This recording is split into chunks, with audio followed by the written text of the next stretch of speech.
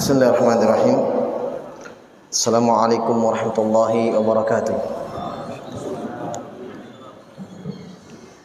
Innal hamdalillah nahmaduhu ta'ala wa nasta'inuhu wa nastaghfiruh wa na'udzu billahi min shururi anfusina wa min sayyiati a'malina man yahdihillahu fala mudilla lahu wa man yudlil fala hadiya lahu. Asyhadu an la ilaha illallah wahdahu la syarika lahu wa asyhadu anna Muhammadan abduhu wa rasuluh sallallahu alaihi wa ala alihi wa ashabihi ajma'in, amma ba'd. Jamaah salat maghrib kaum muslimin wal muslimat rahimani wa rahimakumullah. Alhamdulillah, kembali kita lanjutkan kajian rutin kita dalam mengkaji hadis-hadis seputar adab al-islami yang kita ambil dari kitab Bulughul Maram karya Al-Hafidz Ibnu Hajar Al-Asqalani rahimahullahu taala. Sekarang kita masuk di dalam hadis yang ke-6. Masih menyebutkan seputar adab. Penulis berkata, wa an Ibnu Abbasin radhiyallahu taala anhuma qala Rasulullah sallallahu alaihi wasallam idza akala ahadukum ta'aman fala yamsah yadahu hatta yal'aqaha aw yul'iqaha, muttafaqun alaih. Dari Ibnu Abbas radhiyallahu taala anhu, beliau berkata bahwa Nabi bersabda, idza akala ahadukum, jika salah seorang di antara kalian itu makan. Ini adab makan ini sekarang ya. Jika salah seorang di antara kalian itu makan to'aman, makanan apa saja, fala yamsah yadahu, jangan dia cuci tangannya, jangan dia bersihkan tangannya, atau dia lap pakai tisu atau apa saja, itu yamsah ya. Entah itu dia cuci dengan air atau dia gosok pakai kain atau yang semisal itu. Hatta yal'aqaha aw yul'iqaha, sampai dia menjilati tangannya atau dia jilatkan orang. Yang maksudnya istrinya atau yang lain. Haditsnya Bukhari dan Muslim. Jamaah sekalian yang dimuliakan oleh Allah Subhanahu wa taala, hadits ini Nabi sallallahu alaihi wasallam di dalamnya memperingatkan kepada umatnya yang diberikan nikmat oleh Allah Subhanahu wa taala berupa makanan. Iya. Dijelaskan oleh para ulama, hadza min fi adabil akli wasyurb. Ini di antara adab-adab makan dan minum. Ya. Jadi banyak hadits-hadits, bahkan ayat-ayat ada dalam Al-Quran yang mengajarkan kita tentang adab makan. Kata Allah, wa kulu washrabu wa la tusrifu. Kata Allah, makanlah, minumlah yang halal, silahkan. Wa la tusrifu, jangan berlebihan.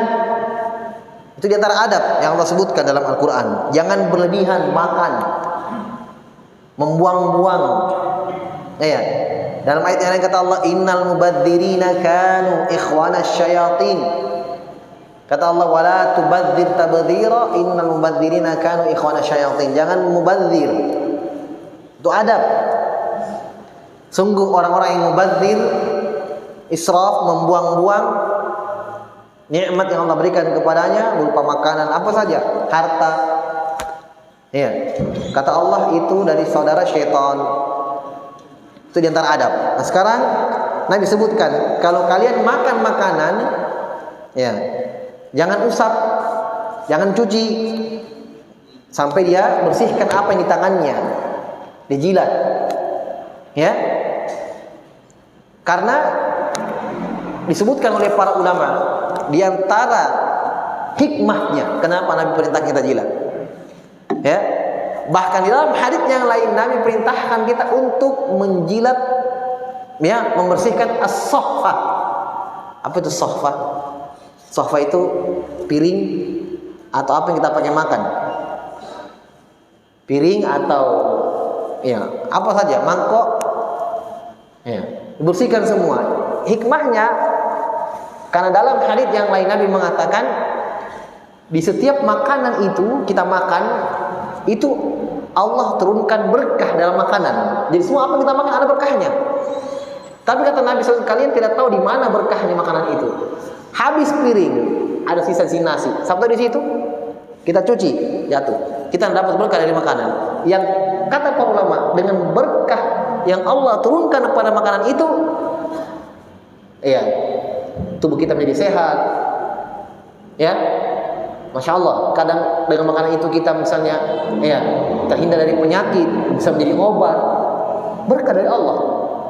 Tapi masalahnya kita tidak tahu di mana letak berkah itu yang Allah jadikan. Apalagi kalau kita makan nasi misalnya, kan banyak bijinya, berapa biji itu nasi. Ya. Sementara berkahnya apa yang di piring? Ayo sudah, cuci langsung. Ya, berkahnya ada di tangan, belum masuk ke dalam mulut, dicuci. Tapi kalau misalnya piring bersih, tangan bersih, pasti dapat apa? Hah? Pasti dapat berkahnya, karena kata Nabi semua makan ada berkahnya. Iya kan? Semua makan ada berkahnya. Berarti kalau bersih piring, bersih tangan, pasti dapat.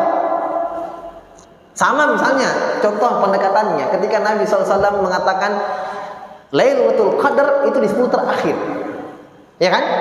Kata Nabi SAW, man qama Lailatul Qadri, siapa yang menegakkan salat malam di malam Lailatul Qadar, kata Nabi SAW, ghufir lahu ma taqaddama min dambi, diampuni dosa yang telah berlalu.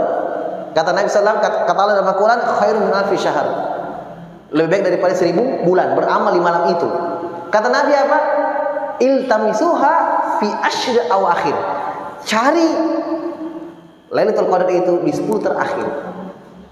Tapi kita tidak tahu pastinya di mana, dari malam ke-21 sampai terakhir. Berarti kalau kita hidupkan malam, pasti dapat. Nah, sama juga begini. Ya, kata Nabi SAW, jangan dia bersihkan tangannya sampai dia menjilati. Masya Allah. Ada orang kadang makan begitu juga, tapi mungkin dia tidak tahu ini ternyata diperintahkan oleh Nabi. Hanya memang kebiasaannya dia bersih, tidak dapat pahala. Tapi kalau kita sebagai seorang Muslim, kita dengarkan hadis dari Nabi SAW, kita lakukan itu, iya, ittiba'an lin Nabi SAW, karena mengikuti sunnahnya Nabi, dapat pahala. Selama kita amalkan itu, dapat pahala terus. Belum berkahnya makanan, pahalanya dulu. Karena kenapa dikatakan pahala? Iya, Nabi perintahkan. Jangan dia cuci tangannya, jangan digosok tangannya sampai dia jilat. Jelas ya? Ada perintah dari Nabi. Iya. Kata para ulama, di antara adab annal insana yabda'u bi basmalah. Di antara adab. Di antara adab makan yang Nabi sebutkan, memulai dengan basmalah. Iya. Kata Nabi SAW, ya gulam samillah wa qul biyaminik. Masya Allah. Wa qul mimma yalik. Lihat, Nabi ajarkan kepada Ibnu Abbas, ya, 3 adab makan. Anak kecil ini, ya, ini menunjukkan bahwa memang pembahasan adab, akhlak itu kita sebagai orang tua, kita ajarkan anak kita adab sejak dini. Lihat, Nabi melihat anak kecil yang belum balik, gulam. Gulam itu mendekati balik, belum balik. Mungkin kalau kita SD, kelas 1, 2, ya, mendekati balik, mumayyiz, tapi sudah mumayyiz. Kata Nabi SAW kepadanya, ya gulam, wahai anak kecil, samillah, sebutkan nama Allah, itu bismillah, kamu makan. Ya, samillah, basmalah. Kedua, wakul biyaminik, adab kedua, makanlah dengan tangan kananmu. Diperintah. Oleh karena itu sebagian ahli fikih, bahkan kebanyakan ahli fikih berpendapat, sebut basmalah sebelum makan wajib hukumnya. Sampai Nabi mengajarkan ketika lupa basmalah, ada doanya. Pas makan, astagfirullah, lupa. Kata Nabi SAW, iya, bismillahi fi awalihi wa akhirihi, dengan nama Allah di awal dan akhirnya. Kalau lupa basmalah, sampai Nabi ingatkan doa untuk lupa, orang lupa, menunjukkan bahwa jangan sampai terbaca basmalah. Kalau lupa pun Nabi ajarkan doanya. Sudah suapan kedua misalnya, lupa tadi basmalah. Ya, kata Nabi SAW, baca Bismillahi fi awalihi wa akhir, dengan nama Allah di awal dan akhir. Ya. Berarti sebagian ahli fikih berpendapat kalau dia sengaja tidak baca basmalah, ya, tidak baca basmalah berdosa, dia mendapatkan dosa. Sebab Nabi perintahkan, itu wajib hukumnya. Kedua, kata Nabi kepada anak kecil ini, wakul biyaminika, makanlah dengan tangan kanan. Ini adab. Ini juga wajib. Tidak boleh makan dengan tangan kiri, sebab dalam hadits Nabi ancam. Kata Nabi SAW, siapa yang makan dengan tangan kiri itu mirip dengan syaitan, menyerupai syaitan. Karena kata Nabi SAW, fa inna syaitan ya'kul bishimali. Kata Nabi SAW, karena syaitan itu makan dengan tangan kirinya. Jadi jin-jin itu yang kafir, ya, dari kalangan syaitan, itu makan dengan tangan kirinya. Mereka juga makan mereka, ya. Disebutkan dalam hadits Nabi mengatakan makanan-makanan mereka itu tulang-tulang, ya, sisa-sisa makanan yang kita tidak makan, tulang-tulangnya itu, makanannya jin, makanannya jin. Taib. Nabi perintahkan kul biyamini. Ada seorang dalam hadits yang lain, Nabi SAW melihat dia makan dengan tangan kirinya. Kata Nabi, ya fulan, kul biyaminik, wahai anu, makanlah dengan tangan kananmu. Dia katakan, ma'astati', saya tidak mampu. Disebutkan oleh sahabat, orang ini tidak ada yang menghalangi dia untuk makan dengan tangan kanannya illal kibru, kecuali kesombongan. Kesombongan. Apa itu kesombongan? Apa itu kibur? Kata Nabi SAW apa? Batarul haq wa ghamtun nas, menolak kebenaran dan meremehkan manusia. Makanya kalau ada orang tolak kebenaran ayat, itu dianggap sombong. Ini sama. Kata Nabi, kul biyaminik, makan dengan tangan kananmu. Tak bisa, Kak. Kata sahabat, orang ini ketika Nabi perintahkan untuk makan, dia tolak. Tidak ada yang menghalangi dia kecuali sombong. Maka tiba-tiba kata sahabat yang meriwayatkan hadis, orang itu tidak bisa mengangkat tangan kanannya, lumpuh. Dia bohongi Nabi, saya tidak mampu, padahal bisa. Ternyata betul. Al-jaza min jinsil amal. Balasan sedang perbuatan. Karena kamu bilang kamu tidak mampu, ya sudah. Tidak mampu betul. Jelas ya? Jadi memang bahaya juga orang bohong-bohong dalam masalah penyakit. Maksudnya untuk bohong, sakit anuku, padahal tidak. Hati-hati itu sakit betulan. Ini dia, saya tidak mampu, padahal bisa. Nah, tiba-tiba tidak mampu betul, angkat tangan kanannya. Ya, apalagi memang tujuannya menolak perintah Nabi. Para ulama jelaskan di situ, subhanallah, ya, dia perhatikan. Walaupun masalah kecil mungkin dianggap adab makan, kenapa hukumannya sampai dibayar kontan oleh Allah? Bukan masalah adabnya, bukan masalah perintah makannya. Yang kamu tolak perintahnya siapa? Nabi SAW. Iya kan? Kita menyelisih perintah orang tua saja, dia suruh kita, dosa besar. Menyakiti hati orang tua, ini menyakiti. Subhanallah, Nabi yang perintahkan kamu makan dengan tangan. Walaupun mungkin adab makan saja, makan, bukan sholat, bukan makan. Kebiasaan kita sehari-hari. Tapi kata para ulama, Nabi yang perintahkan dia. Bukankah Allah berfirman, wa ma atakum rasulu fakhudhuhu? Kata Allah, apa yang Nabi perintahkan untuk kalian lakukanlah.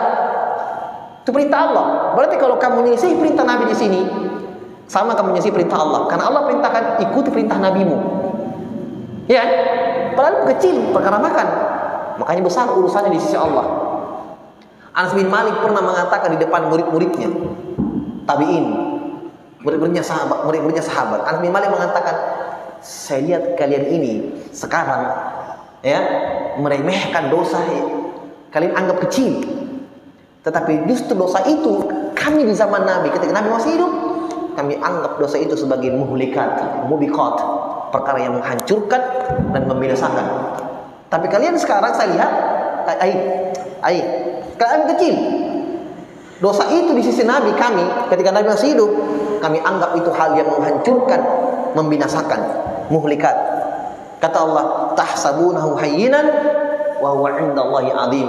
Kalian anggap itu kecil, tapi di sisi Allah besar. Makanya tiba-tiba tidak bisa angkat tangannya. Jelas ya?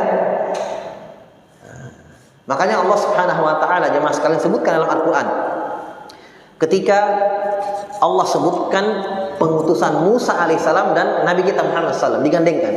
Perhatikan ayatnya, kata Allah, inna arsalna ilaikum rasulan syahidan alaikum kama arsalna ila fir'auna rasula fa'asa fir'auna rasula fa'akhadnahu akhdan wabila. Kata Allah, kami telah mengutus kepada kalian wahai umat Islam seorang rasul. Sudah jelas namanya, tidak disebut namanya tapi sudah jelas siapa. Karena untuk umat Islam berarti Nabi. Kata Allah Subhanahu wa taala, syahidan alaikum, sebagai saksi atas kalian nanti pada hari kiamat. Kama arsalna ila fir'auna rasula, sebagaimana juga kami sudah utus kepada Fir'aun seorang rasul. Tidak sebutkan namanya tapi sudah jelas. Bukan Nabi kita, Nabi Musa. Ya, Fir'aun. Digandengkan, disamakan dalam ayat ini. Kata Allah, fa'asa fir'aunur rasula, maka Fir'aun bermaksiat kepada rasulnya. Dan disebutkan namanya. Rasulnya siapa? Sudah jelas, Nabi Musa. Fa'akhadnahu akhdan wabila. Kata Allah, kami siksa Fir'aun dengan siksaan yang pedih. Apa faedahnya untuk kita? Kenapa Allah gandengkan penyebutan pengutusan Nabi kita Muhammad SAW dengan Nabi Musa kepada Fir'aun? Kemudian yang Allah sebutkan siksaannya adalah Fir'aun. Kata para ahli tafsir menjelaskan bahwa maksudnya ayat ini adalah takut kau, wahai umat Islam, takut kau menyelisihi nabimu. Karena Fir'aun saja yang dia selisih perintahnya Nabi Musa. Dan Nabi kita jauh lebih mulia daripada Nabi Musa. Kita paham? Paham ya? Nah, Fir'aun mengingkari, menyelisihi Nabi Musa alaihissalam, hukumannya luar biasa. Dunia ditenggelamkan, di alam barzakh disiksa, terlebih di akhirat. Ini yang dia dustakan, yang dia tolak perintahnya Nabi Musa. Bagaimana lagi kalian dengan umat Islam yang menolak perintah seafdal Nabi, semulia-mulia Nabi? Hukumannya lebih besar. Nah, ini dia kontan hukumannya. Dibayar tunai, saya tidak mampu angkat tangan, tiba-tiba tidak mampu. Iya kan? Tidak mampu. Malas saja, tidak mau. Maka dengan tangkil. Nah, ini banyak jemaah sekalian, banyak hadis-hadis yang menjelaskan itu. Bagaimana ya sebagian orang mengingkari perintah Nabi sallallahu alaihi wasallam, didatangkan oleh Allah Subhanahu wa taala siksaan untuknya, hukuman untuknya dipersegerakan. Pernah juga kisah di perang Khandaq. Kalau tidak salah riwayat. Di malam hari ketika manusia sedang berkumpul di tempat yang luas seperti padang pasir lagi berperang ini. Kata Nabi, malam ini jangan ada yang berdiri. Istirahat di tempat masing-masing, jangan ada yang bangun, jangan ada yang berdiri. Di tempatnya akan datang angin yang kencang. Jangan ada yang berdiri. Ada yang coba-coba ilmuna. Berdiri dia. Angin itu datang, dia dihempaskan oleh angin yang datang itu sampai di gunung sana. Disebutkan oleh para ulama dalam itu sampai di gunung-gunung itu jaraknya luar biasa.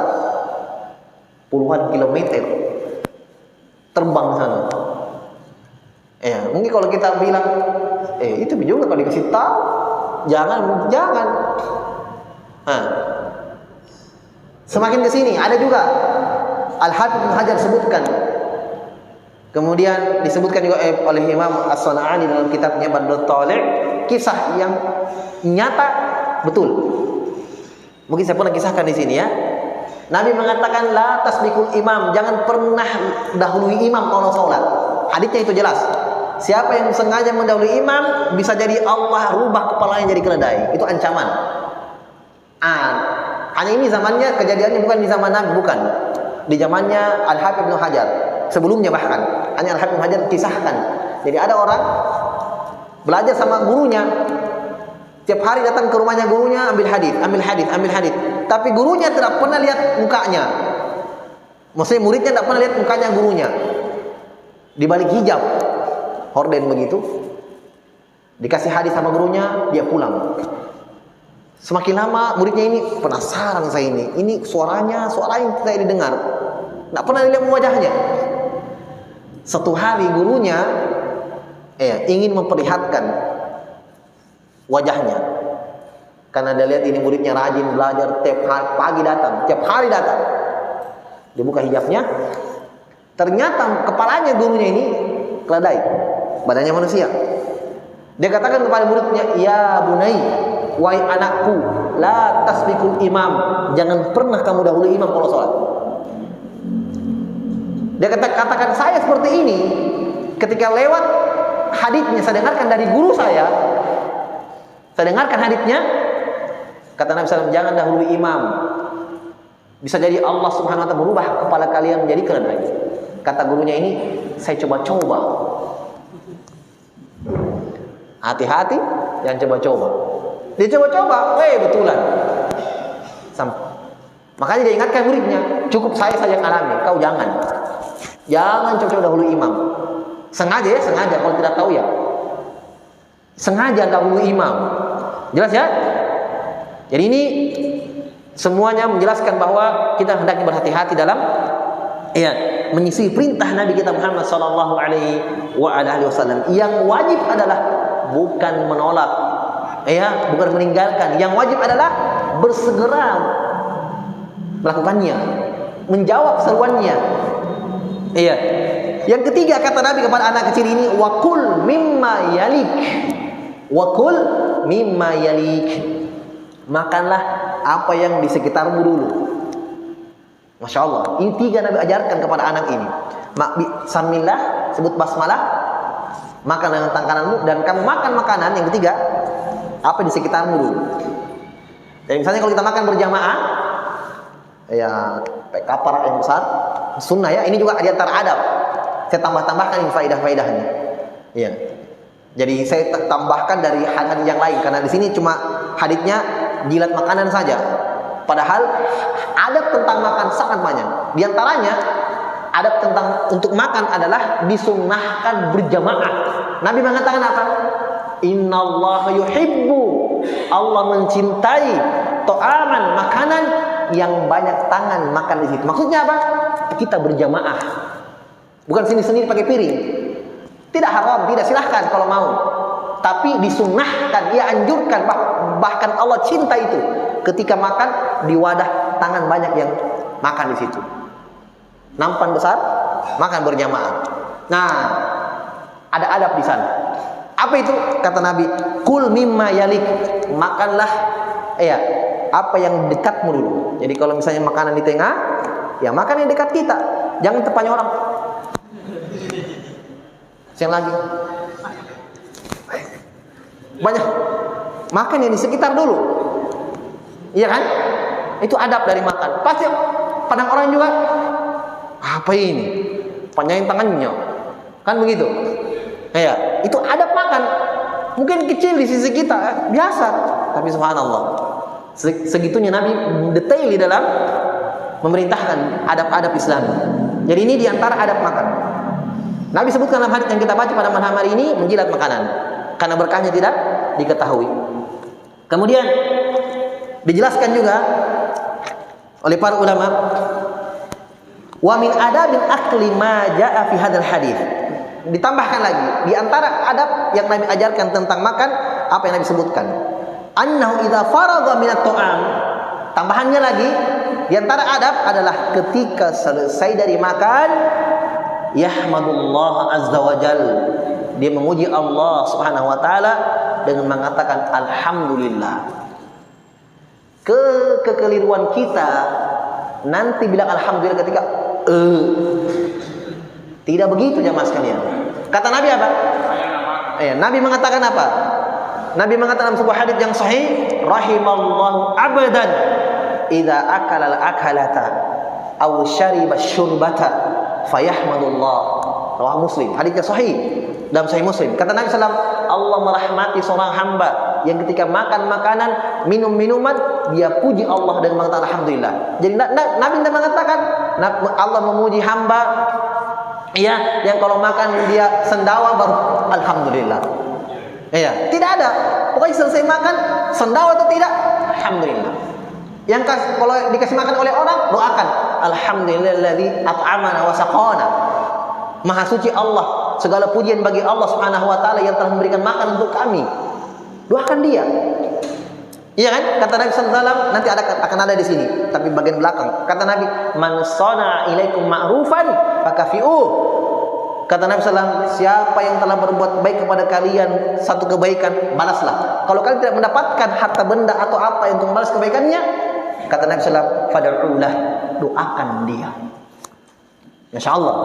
Jadi kalau kita diberikan makanan, ya, diberi makan oleh orang, doakan, didoakan. Ini antara adab. Kemudian di antara adab, summa yanzifu yadahu minat ta'am wa min athari ta'am. Kemudian dalam hal ini dijelaskan di antara adab yaitu dia bersihkan tangannya dari sisa-sisa makanan, ya, dengan mulutnya itu dia menjilatinya. Ya, dengan menjilati tangannya. Jangan dia cuci. Wala yatruku baqayat ta'am. Kata para ulama, jangan dia tinggalkan sisa makanan wa tadhhabu fil mazabil, sehingga yang pada akhirnya makanan itu berada di tempat sampah. Ya kan? Kalau kita buang itu ujung-ujungnya di mana? Sapu tempat sampah. Nah, ulama ingatkan di sini. Ya, atau akhirnya makanan itu di tempat cuci piring. Fil ghusl, saya terjemahkan tempat cuci makanan, cuci piring. Iya. La yaghsilu yadahu, jangan dia cuci sebelum dia bersihkan tangannya dengan dia jilati. Iya. Atau tadhhabu ma'al ma' aw yamsahu bil mindil. Jangan dibersihkan dengan tisu makanannya. Nah, ini kita makan masih banyak makanan tangannya, tisu diambil. Iya. Ustaz, apalagi kalau di warung banyak orang. Iya kan? Banyak orang. Justru kalau saya pribadi, justru perlihatkan. Iya kan? Justru perlihatkan apa? Kapan orang tahu itu sunnah? Bagaimana memalu melaksanakan perintah Nabi juga. Seandainya mungkin ada peraturan, tidak boleh makan di sini, ditulis di warung. Tidak boleh makan di sini yang jilat tangannya. Nah, jangan masuk. Kalau itu iya, tapi kan bebas. Ada masalah. Itu biasa orang lumrah. Pakai mak. Ya, kalau malu ya tinggalkan sunnah, dapat pahala. Ya, tidak dapat pahala. Bahkan sebagian ulama yang mengatakan ini wajib, walaupun kebanyakan ulama mengatakan cuma sunnah saja. Ya, kita sebagai seorang muslim bukan ada sunnah jadi dosa. Kita tahu sunnah untuk kita lakukan, bukan untuk meninggalkannya. Bukan untuk meninggalkannya. Ya. Jelas ya? Kemudian kata beliau, wa yatruku baqaya ta'am ta'alluqu bil mindil li'anna hadha ihanatul lin-ni'mah. Kenapa tidak boleh melapnya, membersihkan dengan sapu tangan atau tisu? Karena li'anna hadza ihanatul lin-ni'mah. Karena ini termasuk membuang-buang makanan dan termasuk menghinakan nikmat Allah. Itu kata para ulama. Iya. Makanya Nabi SAW perintahkan kita. Jadi banyak memang, masya Allah, ya, banyak memang hikmahnya di situ Nabi perintahkan kita. Selain yang tadi berkahnya tidak ditahu, yang kedua Nabi SAW ajarkan umatnya untuk tidak masuk di dalam perbuatan mubadzir dan membuang-buang harta, nikmat Allah. Nah, disebutkan famin adabi tu'am annahu yal'aqu yadahu. Taib. Dan diantara adab yang disebutkan oleh Nabi SAW itu dibersihkan. Kemudian dibersihkan pakai dijilat. Kemudian wa huwa ta'amun ni'matun minallah. Perlu diketahui, kata para ulama, ingat makanan itu yang kalian makan adalah nikmat dari Allah Subhanahu wa ta'ala. Dan ini kata beliau, fahadil at'imah allati yusrafu fi i'dadiha min babil mubaha. Ingat, kata para ulama, ingatkan, makanan ini dari hal-hal yang mubah asalnya. Paham ya? Makanan, minum, mubah saja. Selama kita makan yang halal, kita dapatkan yang halal, mubah saya makan.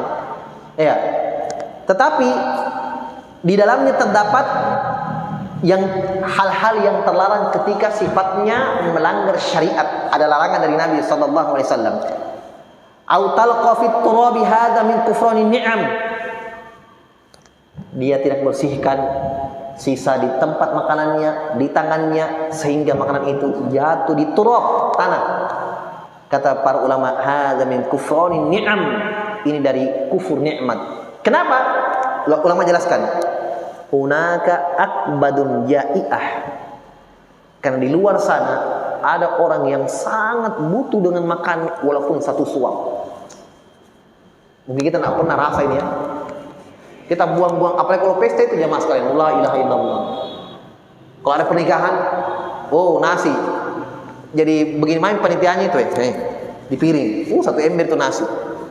Air, minum aqua, ambil masih begini dibuang. Ambil lagi aqua lain masih begini dibuang. Air ini air. Makanya jangan heran ketika misalnya tiba-tiba ada hal-hal yang tiba-tiba di rumah kita kekurangan apa, mungkin itu hukuman ya, pernah kita membuang-buang makanan, mubazir. Kata ulama, di sana ada orang yang sangat butuh, miskin. Satu suapan pun mereka tidak ada. Iya. Bihajatin ila luqmah al-aish. Mereka sangat butuh dengan suapan dari makanan satu saja. Fahadha khatirun 'alal ummah. Maka ini kata para ulama adalah sangat-sangat hal yang berbahaya untuk umat Islam. Maksudnya kalau seperti ini semua adab-adabnya orang, ya semua begini, buang-buang makanan, ya. Kata beliau, fal umuru laha mawazin wa laha dhawabit. Ini semuanya termasuk mengkufuri nikmat Allah Subhanahu wa taala.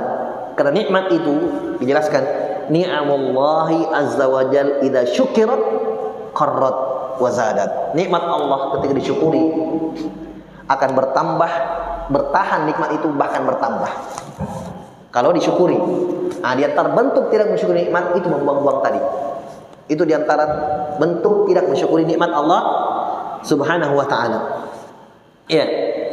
Kemudian wadallal hadis ini juga menunjukkan bahwa ala anna min adabil aqli aidan annal insan yantadhifu min athari tu'am. Ini juga bukan cuma yang di tangannya. Para ulama menjelaskan hadis ini menunjukkan bahwa kalau kita samakan hukumnya dengan apa yang Nabi tidak sebutkan. Kita samakan hukumnya dengan apa yang Nabi tidak sebutkan. Nabi sebutkan dalam hadis yang kita baca tadi hanya jiat, di jari. Paham? Menunjukkan bahwa kalau ada yang jatuh ya, di tempat yang memang yang bersih yang bisa diambil. Karena percuma juga misalnya jilat. Kemudian di piring habis bersih. Tapi dibawa banyak nasi. Sama saja kalau kita anggap ya, kita meyakini tadi Nabi mengatakan berkahnya itu turun di tengah atau turun di makanan kalian ya, dan kalian tidak tahu berkahnya. Kita jilat di sini, di piring habis, tapi yang jatuh di bawah, di pinggir-pinggir lantai masih banyak. Nah, itu dipungut. Kata para ulama, dia bersihkan tempat di mana dia makan. Kemudian ulama juga menyebutkan bahwa ketika dia makan makanan ada yang jatuh misalnya, atau kue, roti, apa ada yang jatuh, itu dipungut. Ya kan? Karena berkah makanan itu jamaah sekalian bukan cuma makan nasi. Apa yang kita makan itu ada berkahnya. Ya, dengan apa yang kita makan itu subhanallah, dengan itu tegak punggung kita ya bertumbuh apa dan seterusnya, jadi darah yang kita makan jadi kuat, kekuatan untuk ibadah. Itu dari berkah makanan. Ya. Tapi kalau misalnya dia tidak mencari berkah itu, tidak ada berkah makanannya, paling makan dari kotoran keluar selesai. Tapi ketika ada berkah dari Allah Subhanahu wa taala, bertambah kebaikan untuknya. Mungkin dengan makanan itu dia jadi sehat misalnya. Ya. Dia jadi bersyukur kepada Allah Subhanahu wa taala dan seterusnya, dari berkah dan kebaikan dari Allah Subhanahu wa taala. Kemudian dari hadis ini juga terdapat pelajaran bahwa asar disebutkan oleh Nabi SAW dalam hadis, rubbama yusabbibu amradan idza nama wa hadhil asya fi yadayhi aw famihi. Masyaallah, hikmah di antara hikmah kenapa Nabi SAW memerintahkan kita membersihkan sisa-sisa makanan yang ada. Iya. Dijelaskan Nabi memerintahkan kita untuk menjilatnya. Ya. Adapun ammal atharul lati la yukhadhu minha syai'. Adapun misalnya, ini pembahasan penting ya. Adapun misalnya yang tersisa dari apa-apa yang sudah tidak dianggap sesuatu yang bermanfaat, dalam artian bukan lagi makanan, misalnya seperti minyaknya, disebutkan ini dalam kitab penjelasan hadits ini. Misalnya seperti ya al-adhan, minyaknya, misalnya kita makan misalnya apa di gorengan, misalnya kan ada minyak di tangan, apakah juga dijilat semua? Kata para ulama seperti minyak itu enggak, karena bukan lagi makanannya, ya sisa-sisanya makanannya. Ini hanya dibersihkan, ya. Kenapa? Fahadha yugsalu. Kenapa? Sebab jangan dia tinggalkan, la yatrukul insanu dahna fi yadayhi. Jangan dia tinggalkan minyak atau sisa makanan yang sifatnya berbau-baunya. Kalau makanannya kan sudah habis, tapi ada basah-basahnya, ada minyaknya, baunya. Jangan ditinggalkan di tangannya, tapi ini dicuci. Ya, dicuci. Kenapa? Karena itu menyebabkan banyaknya penyakit. Ya, sebagaimana datang dalam hadits Nabi SAW. Dalam hadits Nabi mengatakan, Masya Allah ada haditsnya, mungkin baru kita dengar ini. Kata Nabi, membata, siapa yang tidur, wa fi yadihi ghamrun, di tangannya ada sisa-sisa minyak dari makanan, fa asabahu syai'un, maka besok pagi dia bangun tiba-tiba dia kena penyakit, fala yarumanna illa nafsahu, kata Nabi, jangan dia cela orang lain kecuali dirinya sendiri. Jadi memang ada peringatan dari Nabi tentang sisa makanan yang sisa-sisa bau makanan atau minyaknya makanan. Adapun hadits ini jelas, ini kalau bentuknya makanan dibersihkan, dijilat, kata Nabi. Yang Nabi sebutkan tadi, kata Nabi, siapa yang tidur ada sisa makanan di tangannya, itu minyak-minyaknya, ampas-ampasnya. Ya, berarti di antara adab makan memang cuci tangan setelah makan. Tapi kata Nabi dalam hadis yang kita baca tadi, memerintahkan jilat, berarti sebelum dicuci jilat dulu. Sisanya dicuci. Masya Allah, sempurna itu pengajaran Nabi, ya, subhanallah. Sangat-sangat sempurna. Ya, jadi sudah menjilat sisa makanannya, yang lain itu dicuci. Sebab ada peringatan dari Nabi SAW ketika dia tidur, ternyata masih ada sifat yang cair atau minyak sisa tangannya, maka kata Nabi SAW, kalau dia bangun sehingga dia tertimpa penyakit, ya, jangan dia cela dirinya sendiri. Kemudian, mumpung saya ingat, ada juga hadis ini diantara adab juga makanan. Jamaah sekalian, jangan biarkan itu makanan di malam hari tidak ada penutupnya. Misalnya lauk di rumah, lauk nasi atau apa, jangan biarkan di malam tanpa ada penutup. Dalam hadis kata Nabi SAW, tutuplah makanan kalian ketika kalian ingin tidur, walaupun dengan sebatang kayu. Jadi harus ada penutupnya di atas makanan itu. Ini mungkin orang tua dulu kita mengatakan, tutup itu makananmu. Memang ada hadisnya, dilarang. Kenapa? Dalam hadis mengatakan, kadang penyakit yang Allah turunkan dari langit itu, penyakit itu turun di malam hari. Makanya Nabi perintah kita tutup makanan. Iya. Itu ada gunanya, itu potong nasi itu yang ditutup. Apa saja kata Nabi, kalau ada kalian tidak mendapatkan penutup, walaupun dengan sebatang kayu, walaupun harus ada di atasnya sesuatu, walaupun ada apa saja. Iya. Jadi saya ingat dulu kita belajar dulu. Jadi Syekh ini guru kita disiapkan air minum. Iya. Kemudian dia tanya, ini kapan air minum ini? Tadi malam? Ya, karena dia khawatirkan tadi malam tidak ditutup. Dia tidak mau minum tidak ditutup. Dia khawatir, ya. Jadi memang kata Nabi SAW, penyakit turun di malam hari, turun kepada makanan yang tidak tertutup. Sama juga air, ya. Tempat-tempat air minum ditutup ketika malam hari. Ya, itu penjagaan dari Nabi SAW. Terakhir, kata di sini dikatakan, fasyari'u amara insana idza faragha min at-ta'am ayalqa yadayhi wa yuzilu ma tabaqa 'alaiha min at-ta'am. Thumma ba'da dzalika yaghsiluha bil ma'i aw yamsahuha bil mindil wa yatamatmadu bihaitsu la tabaqa raihatu at-ta'am. Ini penting. Disebutkan di antara yang disunnahkan juga selesai makan, khususnya ketika ingin sholat. Ya, Di antara adab setelah dia makan, jilat tangannya, sisanya cuci tangan, ya tamat mado, berkumur. Ya, kenapa? Supaya tidak ada sisa makanan yang dia rasakan di mulutnya, kemudian dia sholat. Paham ya? Sebentar sholat, Allahu Akbar. Ada yang begini-begini, masuk di dalam. Itu kata ulama, dibahas dalam ilmu fikih dalam sholat ya. Mungkin saya pernah singgung dalam bab sholat. Itu kalau masuk besar, batal sholatnya. Karena makan dalam sholat dilarang. Kecuali yang kecil bercampur dengan air liur di gigi, itu masuk, itu tidak apa-apa. Sama dengan pembahasan puasa. Iya kan? Habis sahur misalnya makan azan, tidak sempat apa-apa. Ya, minum juga air sudah azan sudah selesai. Dia tidak sikat gigi, ada di dalam melengket-melengket. Apa hukumnya kalau masuk dalam mulut? Nah, itu tadi sama juga pembahasan sholat tadi. Kalau masuk yang besar, masih ada daging, potongan daging begini misalnya. Masih dalam. Batal puasa, batal sholat kalau dalam sholat. Makanya disunnahkan membersihkan gigi. Itulah hikmahnya kenapa Nabi SAW selalu bersiwak sebelum sholat. Ya kan? Selalu bersiwak dalam sholat. Yang kedua, dijelaskan bahwa Nabi SAW tidak menyukai, bahkan melarang orang yang berbau bawang ketika datang ke masjid. Kata Nabi SAW, man akala basolan au sauman fala yakribana masjidana. Siapa yang habis makan bawang putih, bawang merah, jangan dekat-dekati masjid.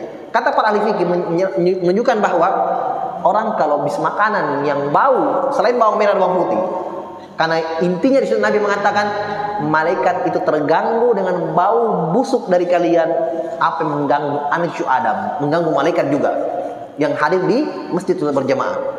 Jangan dekat-dekati masjid.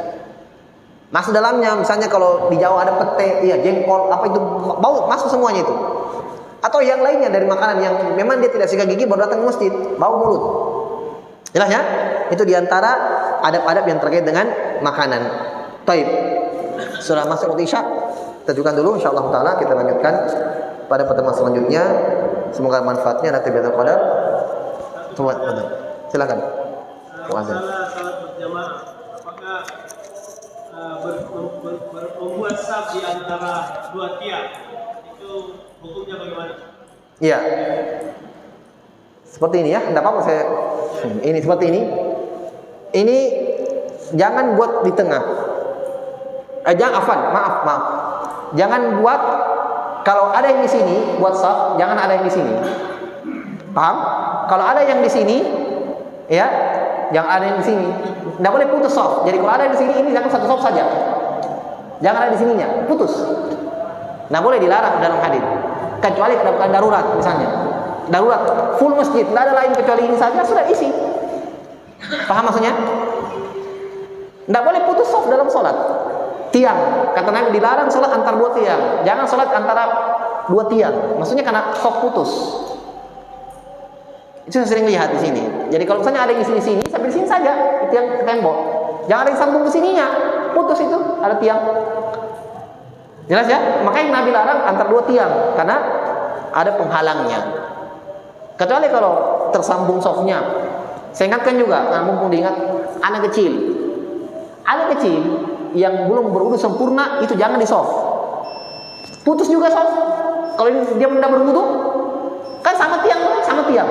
Dia ada di soft, sama tidak ada itu, karena dia tidak berwudu, masih di belakang. Nah, kecuali kalau yang sudah mumayyiz, sudah bisa berwudu sempurna, wudunya benar, ada posisinya dalam soft, itu boleh. Dia ada posisinya, seperti Anas bin Malik. Anas bin Malik sudah pintar berwudu, di tempat kalau Nabi di soft. Tapi kalau tidak, jangan. Itu juga bisa memutuskan soft. Kita tidak katakan salatnya tidak sah, tapi kata para ulama mengurangi pahala kesempurnaan salat. Wallahu taala alam. Kita dulu subhanallahi wa bihamdihi asyhadu an la ilaha illa anta astaghfiruka wa atubu ilaik. Wa akhiru da'wana alhamdulillahirabbil alamin.